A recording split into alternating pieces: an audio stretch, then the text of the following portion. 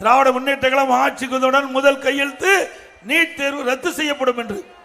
செஞ்சாங்களா? செஞ்சாங்களா? பொய்யான அறிக்கை தானே.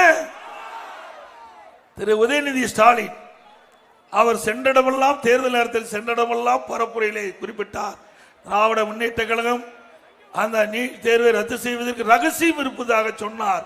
இதுவரை இந்த ரகசியத்தை வெளியிட்டதாக தெரியவில்லை. அண்மையிலே நடந்த சட்டப்பேரவை விவாதத்திலே முதலமைச்சர் தெளிவுபடுத்தி விட்டார், நீட் தேர்வு எங்களால் ஒன்றும் செய்ய முடியாது என்று கையை விரித்து விட்டார். நீதிமன்றத்திலே வழக்கு இருக்கின்றது, அதனால் எங்களால் ஒன்றும் செய்ய முடியாது என்று நீட் தேர்வுக்கு விளக்கம் கொடுத்து விட்டார். இதைத்தான் நாங்களும் குறிப்பிட்டோம்.